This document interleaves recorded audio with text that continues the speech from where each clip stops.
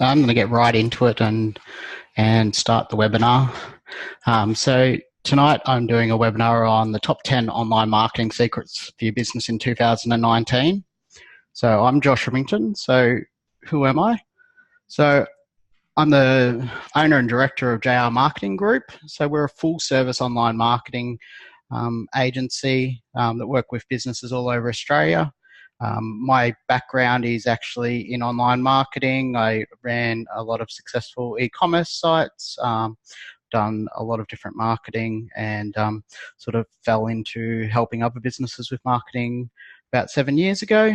And from there, I've just kept going, and we've settled in Hervey Bay about 2 years ago, and now we've got an office and a team in Hervey Bay, as well as a team in other locations as well. So basically what we do offer is we do everything from web design, SEO, PPC, graphic design, AdWords, social media, basically anything. So our motto is basically helping businesses get found online. So anything to do with getting found online, we basically will help a business with that. But that's enough about us. I don't want this to be a sales pitch or anything else. This webinar is all to do about how I can basically give advice and help people with what I think are the trends going into next year, and what they could be doing in their business to help grow it. So let's get into it. So why should you be marketing online? So basically, you have to look at it as that everybody is online now. So basically, with 3.5 billion worldwide users on the internet, everybody's using the internet in some sort of way. So you need to be connected to them in some sort of way.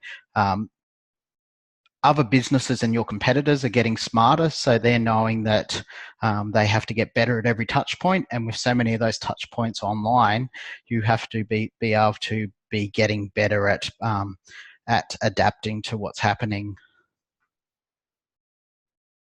So what are my top tips going into the next year? So these are all based around where I've been seeing the trends. Some of them I've probably been saying for the last few years to people, but what is happening with them is that a lot of them are still happening and they're still developing. So you really need to keep working on it.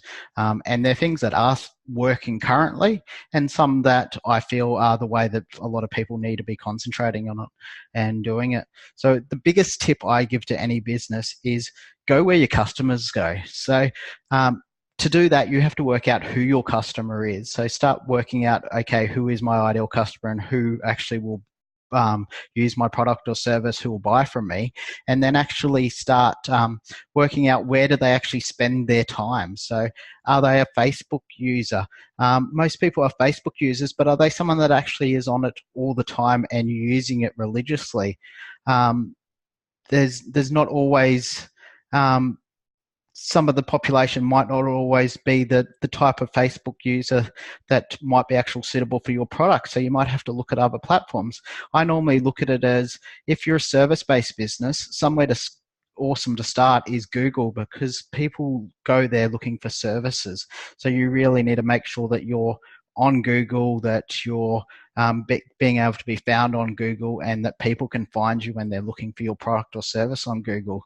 And then when you're looking at other things, just basically think about how your customers are using your platforms, and then spend your time on those platforms. Don't think just because everyone is telling you that you have to do everything, that you have to. You need to think about your customers and what actually suits them, and start concentrating on those areas.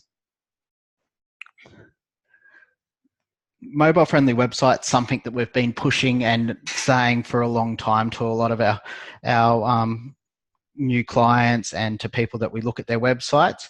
It is still becoming more common, and people still are using their phones more and more. So this year, it's probably the first year when I can say that more than 50% of the people are actually using everything on their actual doing things on their phones. And if it's social media, that it's even higher than that, because people are sitting on their phones on social media.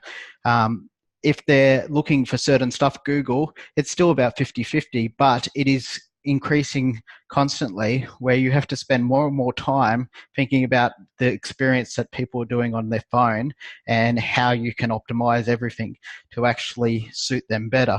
So you need, from that stat, over 50% of users now accessing the internet via a phone, and 94% of people, losing my words, 94% of people judge your website on its responsive design. If someone goes straight to your website and they can't access something quickly, they'll just go away and go to a different site. So things you need to be looking at are, is there a button where they can click to call you really easily? Do you have easy call to actions on your mobile where people can actually easily click a messaging option or something to basically be able to convert them on the mobile phone and be able to get them in store, get them in to call up, book, whatever your product or service is, to be able to get them to take action on a mobile phone. Because if they are sitting there with one hand while they're doing something else, you need to make it very simple and easy for them to take action.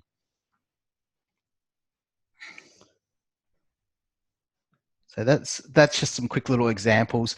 Basically, a menu, you need to have a menu that's being able to be optimized for it, and then you need to have clear, easy call to actions, directions, and everything else that you need, that you think that your clients might need on their phone to be able to find you.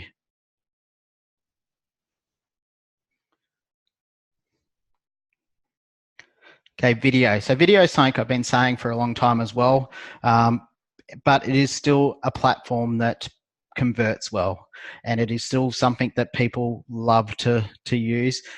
Using video in a lot of your media and being able to put videos on your website, on your social media, means that people will actually trust you more because they actually feel like they know you more. So that's just some stats. 45% the amount of people who watch more than an hour of video on Facebook or YouTube per week. So people are watching videos religiously, and people will sit there and flick through videos.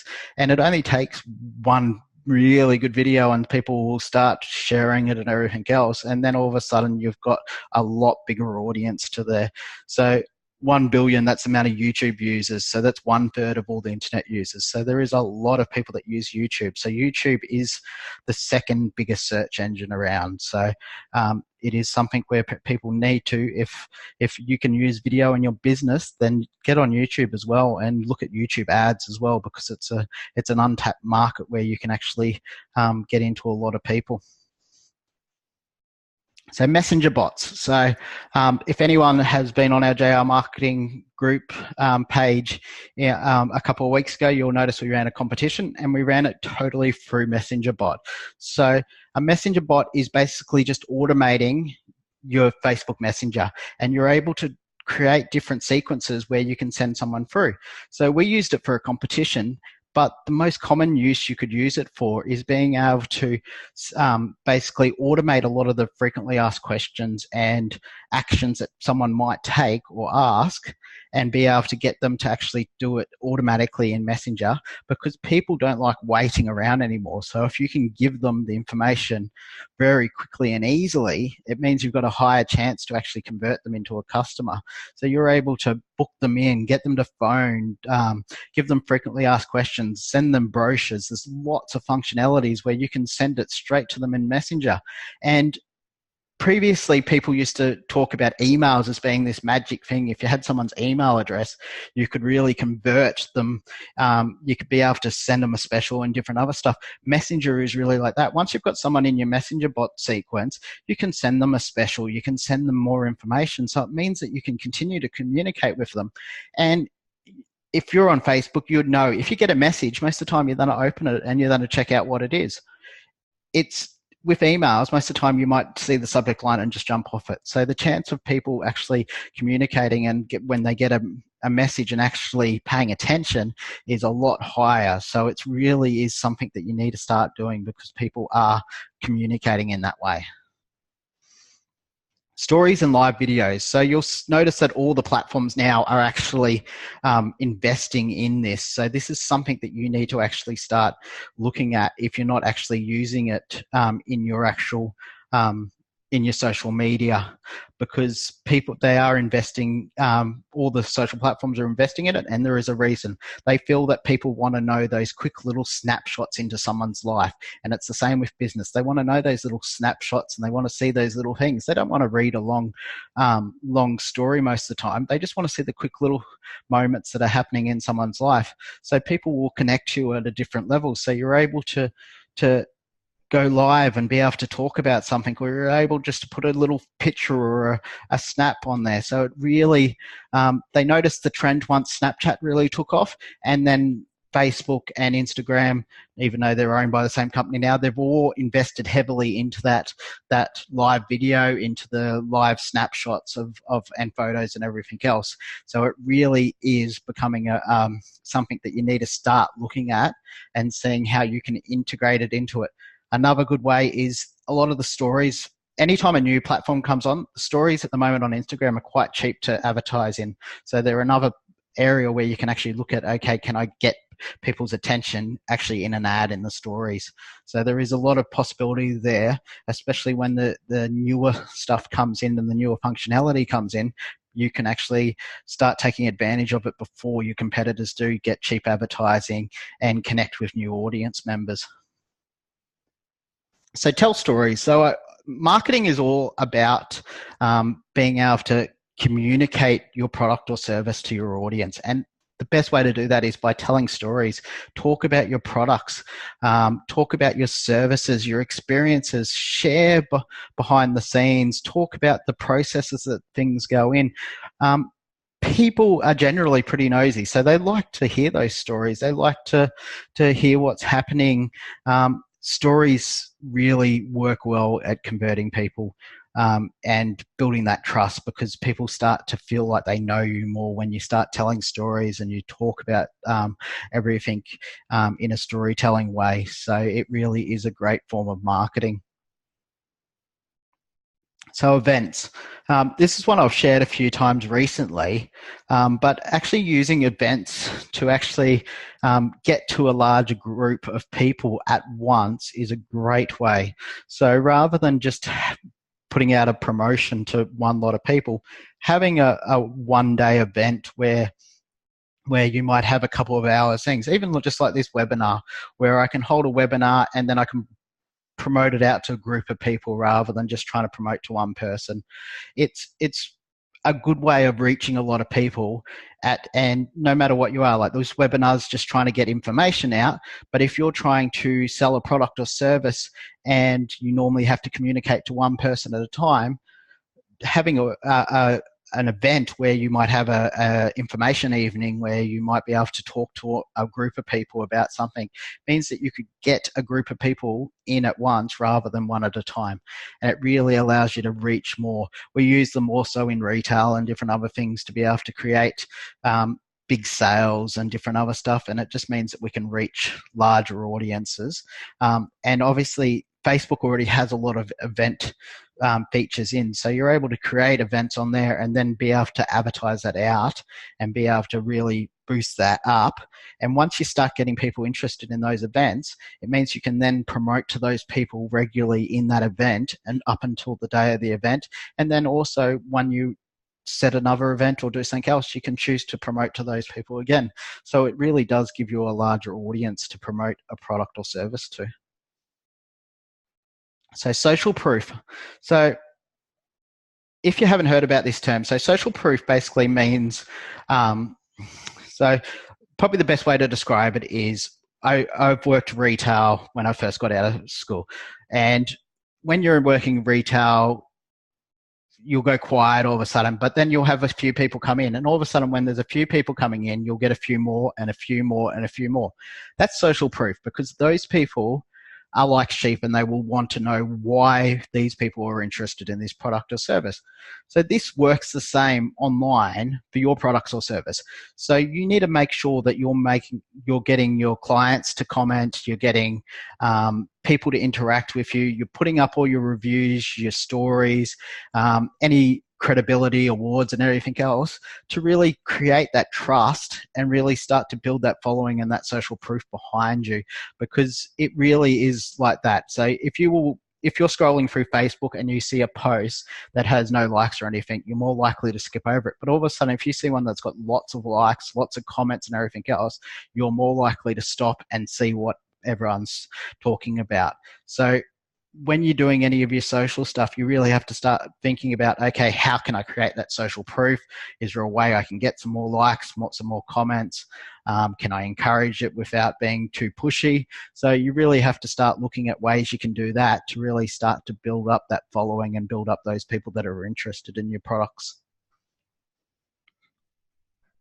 So this is a simple tip, is don't overcomplicate the process. So you want to make it easy for you to be able to do on a regular basis. So if you're going, okay, I'm going to concentrate on Facebook for a while, make sure that you're not trying to overcomplicate it. Make sure what you're doing you understand, and just keep it simple, because people need to know how to do it. You need to know how to do it, but also your customers need to know how to buy from you. So make sure in everything you're doing, you're actually making it simple. Make sure your website's simple and easy to use. People know how to buy from you. So just keep it simple. It's one of the things we talk about regularly, is going over, asking someone that doesn't understand your products or service to look at something and really make sure they understand it, because it really is easy for you to think that it makes a lot of sense, but then someone else sees it and it doesn't. So in everything you do and in all your marketing, make it simple, make it easy to understand, make it easy to read, and just don't overcomplicate the process. So be real. So a lot of this comes through a lot of those things that I talked about, is that especially on social media and everything else, be authentic, because people will trust you if they feel that you are being real to them. People don't like to be sold, but they will buy from you if they feel like they trust you and they like your products and services. So be real, be authentic, use things like videos and stories to really get out there and talk to your customers, help them, start to really educate them more on products and services, and just be real, and don't actually try and be too salesy with them, and don't be afraid to have a bit of fun and do a different stuff, because they will trust you more and everything else. So I've got questions after this, so I'll jump out of here. So I'll jump out and I'll see if anyone's actually on here and has any questions. If not, we will finish it up.